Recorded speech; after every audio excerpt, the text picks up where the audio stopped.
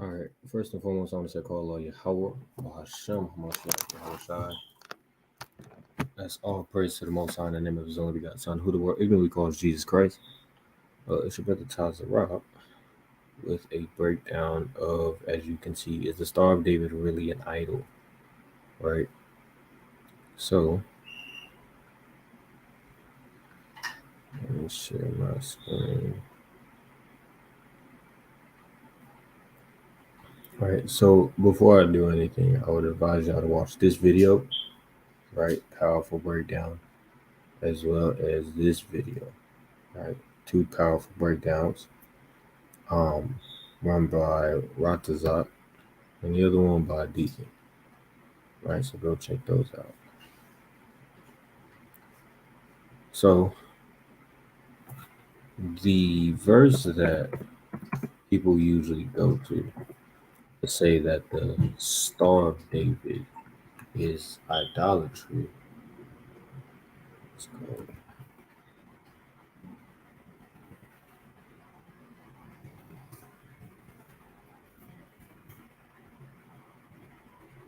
Right, they'll say that this star is idolatry.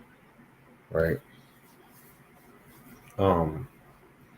And they go to Acts 7:43. Right, and it says, "Yea, uh, yea, ye took up the tabernacle of Molech and the star of your god Remphan, figures which ye made to worship them, and I will carry you away beyond Babylon." Right. So again, this is where they get it from. The star of your god Remphan. Right. So when we go into the words, right, it should prove that this star and the tabernacle of Molech should look like this, if this is where they get the breakdown from. Right, it should look something like this. That one's cold. Where am I at? So we got the tabernacle of Molech. Right here it says Molech, king, the name of the idol, god of the Ammonites, to which human victims, particularly young children, were offered in sacrifice. Its image was a hollow brazen figure with the head of an ox and outstretched arm or human arms. It was heated red hot by a fire from within, and the little ones placed in its arms to be slowly burned, while to prevent the parents from hearing the dying cries, the sacrifices priests beat drums. Right, so again, sacrificing children, but again, it says the image was a hollow brazen figure with the head of an ox. So the head was an ox and it had human arms. That does not resemble this, right? So it can't be the tabernacle of Molech. When we go into, what am I doing? Pressing the wrong one. The word star, right? When it says the star of your god Remphan, the word star is astron. It says a group of stars, a constellation, a star, right? I just want to make it very clear.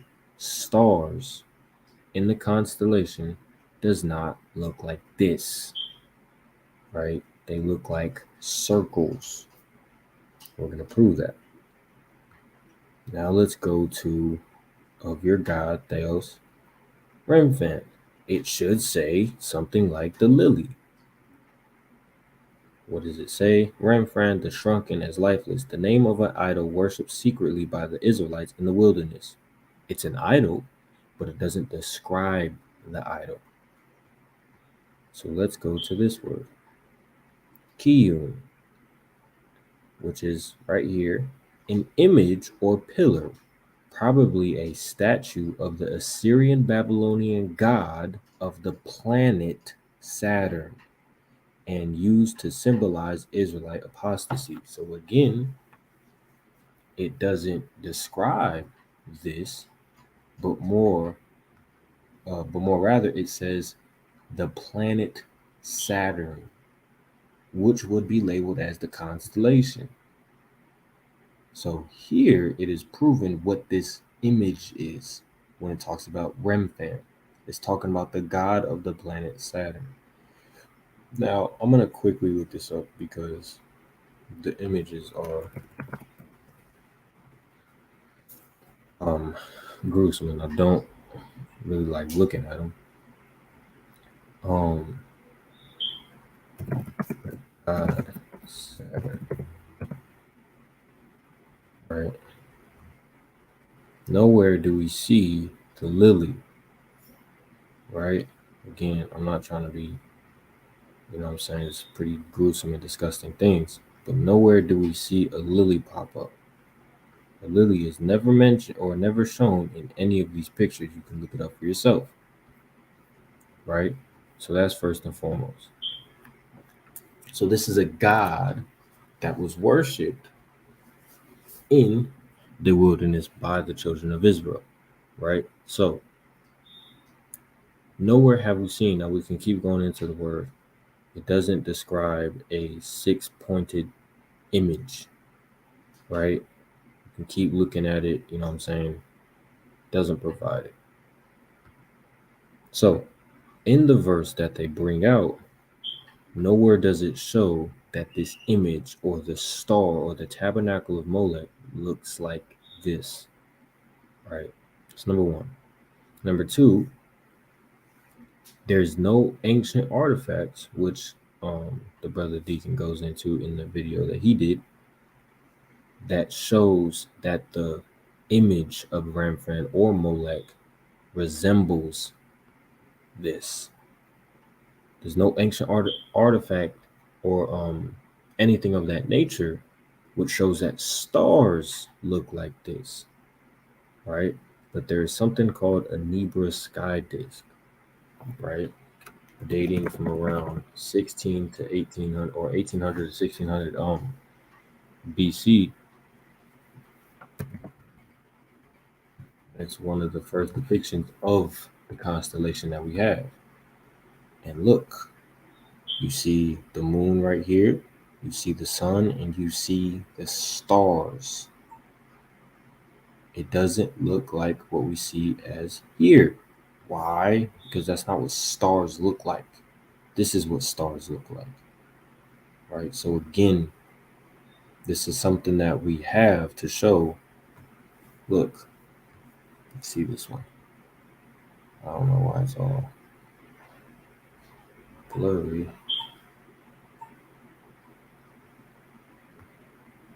Right? So boom. Nowhere do it's showing you what it is. And it looks, go to the damn left. And it, all right, I don't know what the hell is happening.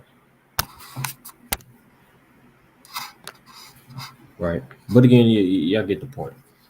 Right, so back to Acts 7 and 43. This does not prove that the lily is idolatry, but where they get it from is in Amos, or not where they get it from. What it is quoting is Amos. Right, Amos 5. Now remember, when we came here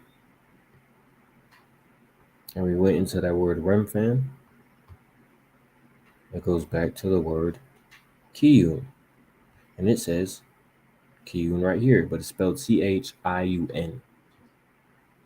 So Amos 5 and 26. Yeah, 26. It says, but ye have borne the tabernacle of Molech and Kiyun, your images, the star of your God, which ye made to yourselves. So again, they're worshiping the planet Saturn, right? This is what the Israelites did. Now again, when we go here, it says this.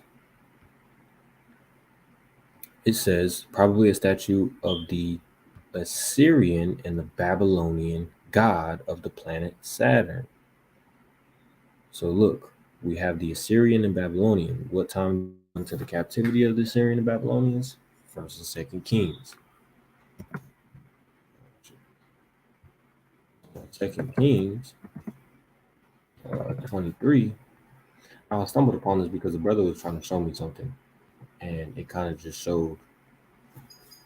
It opened a lot of verses for me to prove the zodiac signs of BS.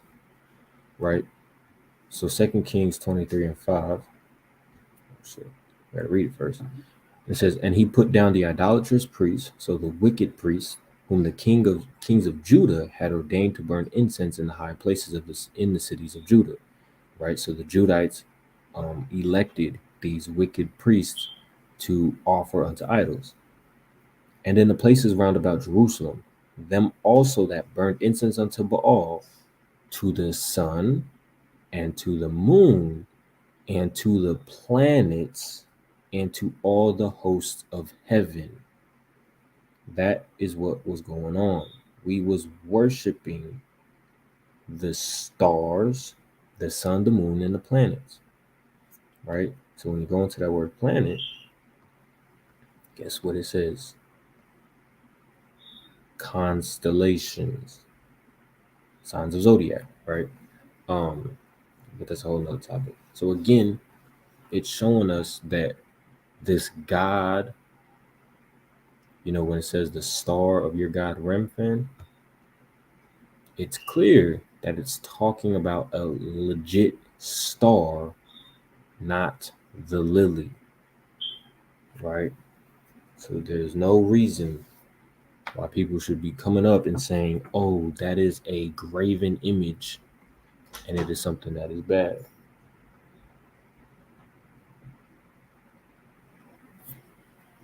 Right. So, give me 1 second.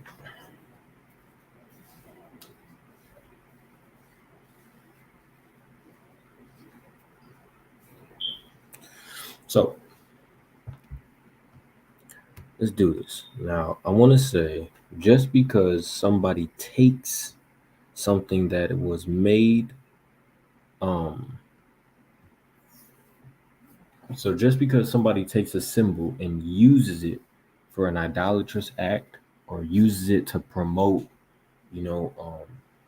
devil worshiping and, so on and so forth, that doesn't mean that that's what the symbol was originally made for, right? I want to make sure I'm off of mute. All right, cool. Right? I'm not actually live, but so I just want to get a quick precept proving that stars were circles. Wisdom of Solomon 13. Right? Wisdom of Solomon 13:1. It says, "Surely vain are all men by nature who are ignorant of God, and could not out of the good things that are seen know him that is. Neither by considering the works did they acknowledge the workmaster, but deemed either fire or wind or the swift air or the circle of the stars." The circle of the stars or the violent water. So proving that stars are circles, not six-pointed symbols. Right?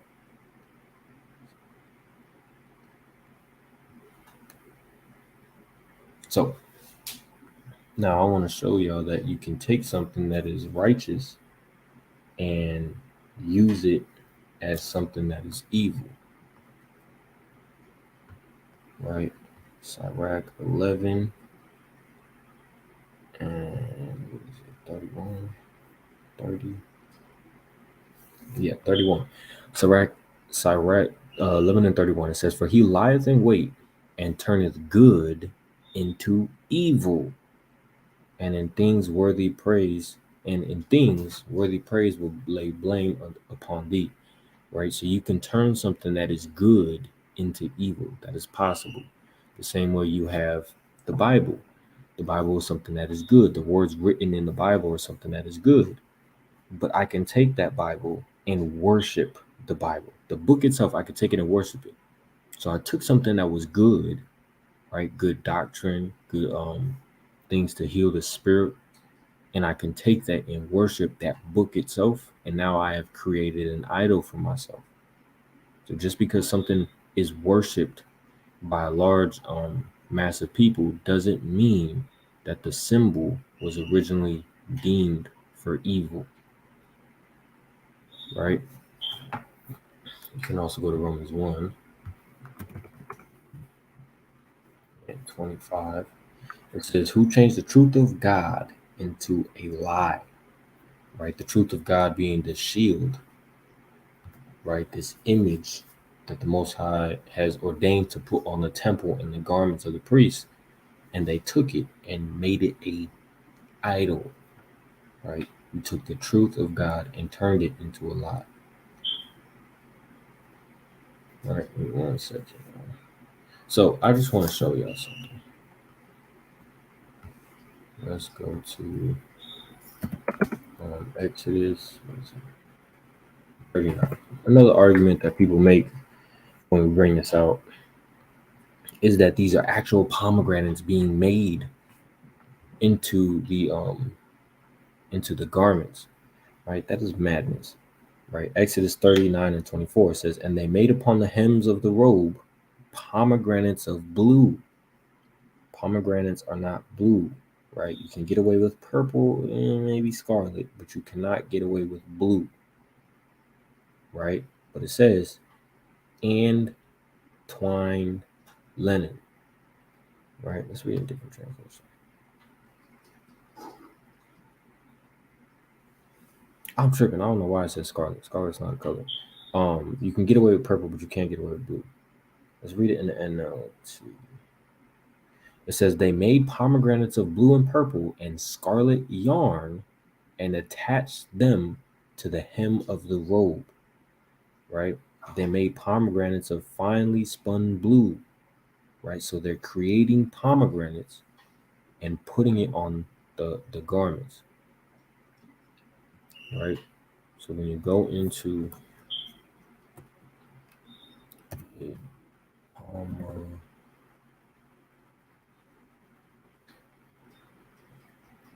flower, what do you see? Something like this, right? This is the bud of the pomegranate, right? You can see the whole pomegranate right here, but you can also see it. What does this look like? This, right? It's a representation of that bud of the pomegranate, right? Beautiful.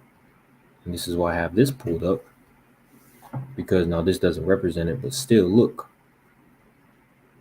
it resembles it's ironic how even the snowflakes take this symbol, right? Again, having 6 points, same as the lily, right? So even the nature itself brings forth this image that we use as what's labeled as the Star of David, but it is the Most High's image that He told us to put on the temple. He told us to put on the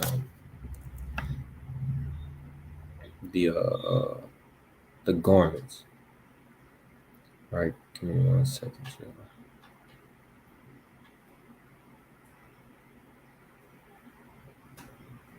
It's a lot. Let's go to 1 Kings 7. Right, 1 Kings 7 and 18. It says, and he made the pillars and 2 rows. This is Solomon building the temple. And he made the pillars and the 2 rows round about upon the one network to cover the chapiters that were upon the top with pomegranates. And so did he for the other chapiters. And the chapiters that were upon the top of the pillars were of lily work in the porch 4 cubits. Right, so he's making lilies of these pomegranates upon the temple. Right, let's see a different translation. The NIV. And the capitals on the top of the pillars in the portico were in the shape of lilies 4 cubits high. Right? It says the NASB 20, it says the capitals were on the top of the pillars in the porch were of lily design 4 cubits. Right? So it's showing you that it's a design of a lily resembling this, right? Which takes us to 2 Esdras 5.